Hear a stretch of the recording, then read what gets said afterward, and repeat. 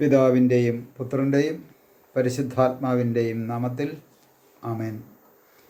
ഈശോ മിശിഹായിക്ക് സ്തുതിയായിരിക്കട്ടെ. യേശുവിൽ സ്നേഹം നിറഞ്ഞ സഹോദരങ്ങളെ എല്ലാവരെയും ദൈവവചന ധ്യാനത്തിലേക്ക് നമ്മുടെ കർത്താവായ യേശുക്രിസ്തുവിൻ്റെ നാമത്തിൽ സ്വാഗതം ചെയ്യുന്നു. നമ്മുടെ കർത്താവ് ഈശോ മിശിഹ എല്ലാവരെയും സ്വർഗം തുറന്ന് അനുഗ്രഹിക്കട്ടെ എന്ന് പ്രാർത്ഥിക്കുന്നു. യേശുവിൽ സ്നേഹം നിറഞ്ഞ സഹോദരങ്ങളെ, യോഹന്നാൻ്റെ സുവിശേഷം വായിക്കുമ്പോഴും ലൂക്കായുടെ സുവിശേഷമൊക്കെ വായിക്കുമ്പോൾ നമുക്ക് കാണുവാൻ സാധിക്കും പാപിനിക്ക് മോചനം കൊടുക്കുന്ന ഒരു രംഗം. പ്രത്യേകിച്ചും ലൂക്കായുടെ സുവിശേഷം 7-ാം അധ്യായത്തിൻ്റെ 36 മുതലുള്ള തിരുവചനം വായിക്കുമ്പോൾ ഒരു പാപിനിയായ സ്ത്രീയെ നമ്മുടെ കർത്താവ് ശിക്ഷിക്കാതെ അവൾക്ക് പാപമോചനം കൊടുക്കുന്നത് നമുക്ക് കാണുവാൻ സാധിക്കും. ഒരു പാപിനിയായ സ്ത്രീ, ഒരു പക്ഷേ ആ സ്ത്രീയുടെ ജീവിതത്തിൽ അവളെ ഒരു പാപിനിയാക്കി മാറ്റിയത് മറ്റ് പുരുഷന്മാർക്ക് പലർക്കും ഉത്തരവാദിത്വമുണ്ടാകാം. പക്ഷേ ആ കാലഘട്ടത്തിൽ പുരുഷന്മാരെല്ലാവരും അല്ലെങ്കിൽ മറ്റുള്ളവർ ഏതെങ്കിലും വ്യക്തി പാപം ചെയ്താൽ ആ വ്യക്തിയെ പാപിനിയായിട്ട് കണക്കാക്കുകയും മാറ്റി നിർത്തുകയും ചെയ്യുന്ന ഒരു കാലഘട്ടമായിരുന്നല്ലോ. ഇവിടെ നമുക്ക് കാണുവാൻ സാധിക്കും യേശുവിൻ ശിമയോൻ്റെ ഭവനത്തിലിരിക്കുന്ന സമയം, സാഹചര്യം അതാണ്. ഈ പാപിനിയായ സ്ത്രീ കുറേ തൈലവുമായിട്ടാണ് യേശുവിൻ്റെ മുമ്പിലേക്ക് ചെല്ലുന്നത്. ഈ തൈലവുമായിട്ട് ചെല്ലുന്ന ഒരു സ്ത്രീയെ നമുക്കവിടെ കാണുവാൻ സാധിക്കും. എന്തായാലും ശരി, ഈ പാപിനിയായ സ്ത്രീ യേശുവിൻ്റെ അടുത്ത് വരുന്നുണ്ട്. യേശുവിൻ്റെ കാൽച്ചുവട്ടിലിരിക്കുന്നുണ്ട്. ഒരു രംഗമുണ്ട്. യേശുവിൻ്റെ കാൽച്ചുവട്ടിലിരിക്കുന്നു. പ്രിയ സഹോദരങ്ങളിൽ നിന്ന് നമ്മുടെ ജീവിതത്തിൽ യേശുവിൻ്റെ കാൽച്ചുവട്ടിലിരിക്കാൻ നമുക്ക് സാധിക്കുന്നുണ്ടോ? ഒരു പാപിനിയായ സ്ത്രീയെ സംബന്ധിച്ചിടത്തോളം ആ സ്ത്രീക്ക് കർത്താവിൻ്റെ കാൽച്ചുവട്ടിൽ വന്നിരിക്കുവാൻ സാധിച്ചുവെങ്കിൽ ഇന്ന് പ്രാർത്ഥനാ മേഖലയിലും ആത്മീയ ശുശ്രൂഷ മേഖലകളിലൊക്കെ ജീവിക്കുന്ന നമ്മെ സംബന്ധിച്ചിടത്തോളം കർത്താവിൻ്റെ കാൽച്ചുവട്ടിൽ പോയിരിക്കുവാൻ നമുക്ക് സാധിക്കുന്നുണ്ടോ? ദൈവത്തിന് മുമ്പിൽ ഒന്ന് ആത്മപരിശോധന ചെയ്യുന്നത് നല്ലതാണ്. ഈ സ്ത്രീയെ സംബന്ധിച്ചിടത്തോളം ആ കർത്താവിൻ്റെ കാൽച്ചുവട്ടിൽ പോയിരിക്കുന്നുണ്ട്. ഉടനെ മറ്റുള്ളവരൊക്കെ പറയുന്നൊരു കാര്യമുണ്ട്. അവർ പറയുന്നതുണ്ട്, ഈ സ്ത്രീ ആരാണെന്ന് ഈ വ്യക്തിക്ക് അറിയത്തില്ലേ? ഇവളൊരു പാപിനിയല്ലേ, പാപം ചെയ്ത് ജീവിക്കുന്നവളല്ലേ? പ്രിയ സഹോദരങ്ങളെ, ഇന്നും നമ്മുടെ ഓരോരുത്തരുടെയും ജീവിതത്തിൽ നല്ല മാന്യന്മാരാണെന്നുള്ള മുഖം മൂടിയും ധരിച്ച് ജീവിക്കുന്ന നമ്മുടെ ഓരോരുത്തരുടെയും ജീവിതത്തിൽ മറ്റുള്ളവരെ നോക്കിക്കൊണ്ട് അവർ പാപിനിയാണെന്ന് മുദ്ര കുത്തുന്ന അനേകം ദൈവഭക്തരായിട്ടുള്ള വിശ്വാസികൾ താമസിക്കുന്ന നാട്ടിലാണല്ലോ നമ്മളൊക്കെ ജീവിക്കുന്നത്. അപ്പോൾ തീർച്ചയായിട്ടും ആ ഫരീസയരുടെ അതേ മനോഭാവമല്ലേ ഇന്നും നമ്മുടെ ഓരോരുത്തരുടെയും ജീവിതത്തിൽ? ഒരുപക്ഷെ നമ്മൾ വഴി നടന്നു പോകുമ്പോഴും നമ്മൾ ഓരോ സ്ഥലങ്ങളിൽ ചെല്ലുമ്പോഴും നമ്മളെക്കുറിച്ച് മറ്റുള്ളവർ ഇത്തരത്തിൽ പറയുന്നില്ലേ? നമ്മൾ ആരെക്കുറിച്ച് പറയുന്നു അതിൻ്റെ പല മടങ്ങായിട്ട് നമ്മളെക്കുറിച്ച് മറ്റുള്ളവർ പറയും എന്നതിന് യാതൊരു സംശയവുമില്ല. ഈ പറച്ചിൽ നിൽക്കണമെങ്കിൽ ഈ ലോകം അവസാനിക്കണം. പറഞ്ഞുകൊണ്ടിരിക്കും. ഈ പാപിനിയായ സ്ത്രീ വന്ന് കർത്താവിൻ്റെ കാൽച്ചുവട്ടിൽ വന്നിരുന്നപ്പോൾ ശിമയോൻ പറയുന്നൊരു വാക്കുണ്ട്, ഇവൾ ആരാണെന്ന് ഇവൻ അറിഞ്ഞുകൂടെ? ആർക്ക് ഇവൻ കൂടുതൽ ഇളവ് ചെയ്തു കൊടുക്കും?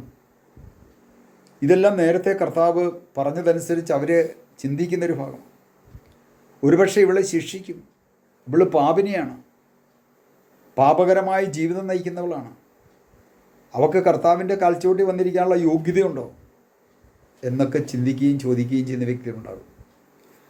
അവൾ കർത്താവിൻ്റെ കാൽച്ചുവട്ടിൽ വന്നിരിക്കുക മാത്രമല്ല, ആ കാലിൽ പിടിച്ചുകൊണ്ട് അവൾ കരയുവാൻ തുടങ്ങി. കണ്ണുനീരുകൊണ്ട് അവിടുത്തെ പാദം കഴുകുന്നു. അവളുടെ ഇന്നലകളിൽ ചെയ്തു കൂട്ടിയ സകല പാപങ്ങളെയും ഓർത്ത് അവൾ പാപമോചനം കൊടുക്കുവാൻ കഴിവുള്ളവൻ്റെ കാൽച്ചുവട്ടിൽ വന്നിരുന്ന് കരയുന്നു. പ്രിയ സഹോദരങ്ങളെ, ഇന്ന് പാപം കഴുകുവാൻ കഴിവുള്ളവൻ്റെ മുമ്പിലിരുന്നല്ല നമ്മൾ കരയുന്നത്. ഇന്ന് നമ്മൾ പറയുന്നത് കാര്യം കാണാൻ വേണ്ടിയിട്ടുള്ള പലരുടെയും മുമ്പിൽ കരഞ്ഞുകൊണ്ടിരിക്കും. കർത്താവിൻ്റെ കാൽച്ചുവട്ടിലിരുന്നവൾ പാദം കണ്ണുനീര് കൊണ്ട് കഴുകുന്നു, തലമുടി കൊണ്ട് തുടയ്ക്കുന്നു. ആ തലമുടി കൊണ്ട് അവൾ തുടയ്ക്കുന്നു, കണ്ണുനീര് കൊണ്ട് കർത്താവിൻ്റെ പാദം കഴുകുന്നു. പ്രിയ സഹോദരങ്ങളെ, ജീവിതത്തിൽ ചെയ്തു പോയ ഏതെങ്കിലും ഒരു തിന്മകളെ ഓർത്ത് ദൈവത്തിന് മുമ്പിലിരുന്ന് കരയുന്നൊരു വ്യക്തിയായി ഞാനും നിങ്ങളും മാറ്റപ്പെട്ടിട്ടുണ്ടോ? സൂത്രത്തിൽ പോയൊരു കുമ്പസാരമൊക്കെ നടത്തി പല്ലി ഇരപിടിക്കുന്ന പോലെ നാവ് നീട്ടി കർത്താവിനെയും സ്വീകരിച്ചുകൊണ്ട് പുറത്തേക്കിറങ്ങുമ്പോൾ ഒരക്ഷരം പോലും മിണ്ടാൻ പോലും മനസ്സില്ലാതെ കൊണ്ട് മുഖം തിരിച്ചുകൊണ്ട് വേണ്ടി വന്ന ഒരു ജപമാലയും കൈപ്പിടിച്ചുകൊണ്ട് പോകുന്ന ഒരു വ്യക്തിയായി ഞാൻ മാറിയിട്ടുണ്ട് എങ്കിൽ എൻ്റെ മനോഭാവത്തിൽ മാറ്റം വന്നിട്ടില്ല. ഇവിടെ ഈ സ്ത്രീ കർത്താവിൻ്റെ കാൽച്ചുവട്ടിലിരുന്ന് കരയുന്നു, കണ്ണുനീര് കൊണ്ട് കാല് കഴുകുന്നു, തലമുടി കൊണ്ട് തുടയ്ക്കുന്നു. ഇങ്ങനെയൊക്കെ ചെയ്തു കഴിഞ്ഞപ്പോൾ കർത്താവ് അവളെ നോക്കിക്കൊണ്ട് പറയുന്നൊരു കാര്യമുണ്ട്. അവളോട് പറയുകയാണ്, അതിനാൽ ഞാൻ നിന്നോട് പറയുന്നു, ഇവളുടെ നിരവധിയായ പാപങ്ങൾ ക്ഷമിക്കപ്പെട്ടിരുന്നു. എന്തെന്നാൽ ഇവൾ അധികം സ്നേഹിച്ചു. ആരോടൽപ്പം ക്ഷമിക്കുന്നുവോ അവൻ അല്പം സ്നേഹിക്കുന്നു. ഈശോ പറയുകയാണ്, നിന്റെ നിരവധിയായ പാപങ്ങൾ ക്ഷമിക്കപ്പെട്ടിരിക്കുന്നു. എപ്പോഴാ? ദൈവത്തിനു മുമ്പിലിരുന്ന് കരഞ്ഞപ്പോൾ, അനുതപിച്ചപ്പോൾ. അനുതപിക്കുന്ന ഒരു വ്യക്തിയുടെ ജീവിതത്തിലേക്ക് ദൈവത്തിൻ്റെ കരുണയും ദയയും ഒഴുകിയെത്തും. എന്നെ കേട്ടുകൊണ്ടിരിക്കുന്ന പ്രിയ സഹോദരങ്ങളെ, നമ്മുടെയൊക്കെ ജീവിതത്തിൽ ഒത്തിരി വീഴ്ചകൾ വന്നിട്ടുണ്ട്. ദൈവത്തിന് മുമ്പിലിരുന്നൊന്ന് തെറ്റുപറ്റിയെന്നോർത്ത് ആ കർത്താവിൻ്റെ മുമ്പിലിരുന്ന് കരയാനൊന്നും മനസ്സ് കാണിച്ചാൽ അവിടുത്തെ അനന്തമായ കരുണയും ദയയും നമ്മുടെ ഓരോരുത്തരുടെയും ജീവിതത്തിലേക്ക് കടന്നു വരികയും അവിടുന്ന് പറയും, മോനെ മോളെ, നിന്റെ നിരവധിയായ പാപങ്ങൾ ക്ഷമിക്കപ്പെട്ടിരിക്കുന്നു എന്ന് നമ്മെ ഓരോരുത്തരെയും നോക്കിക്കൊണ്ട് അവിടുന്ന് പറയും. നമുക്ക് വിശ്വസിക്കാം. ഒരു നിമിഷം നമുക്ക് പ്രാർത്ഥിക്കാം. കർത്താവായ ഈശോയെ, പാപിനിയായ സ്ത്രീ അങ്ങയുടെ കാൽച്ചുവട്ടിൽ വന്നിരുന്നപ്പോൾ അവൾക്കെതിരെ പലതും ഹൃദയത്തിൽ ദുഷിച്ച് ചിന്തിച്ച വ്യക്തികളുണ്ട്, പരസ്പരം പറഞ്ഞവരുണ്ട്. ഞങ്ങളെ ഓരോരുത്തരെയും കാണുമ്പോൾ ഹൃദയത്തിൽ ദുഷിച്ച ചിന്തയോടുകൂടെ ചിന്തിക്കുന്നവരുണ്ട്. ഞങ്ങൾക്കെതിരെ മോശമായി പറയുന്നവരുണ്ട്. കർത്താവേ, എങ്കിലും അതൊന്നും വകവയ്ക്കാതെ അങ്ങയുടെ തിരുമുമ്പിൽ വന്നിരുന്ന് കരയുവാനും അവിടുത്തെ നാവിൽ നിന്നും നിന്റെ നിരവധിയായ പാപങ്ങൾ ക്ഷമിക്കപ്പെട്ടിരിക്കുന്നു എന്ന് അവിടുത്തെ വചനമെന്ന് സ്വീകരിക്കുവാനും അവിടുത്തെ അനന്തമായ ദയയും കരുണയും ഞങ്ങളിലേക്ക് ചൊരിഞ്ഞ് ഞങ്ങളെ അനുഗ്രഹിക്കണമേ. പിതാവിൻ്റെയും പുത്രൻ്റെയും പരിശുദ്ധാത്മാവിൻ്റെയും നാമത്തിൽ ആമേൻ.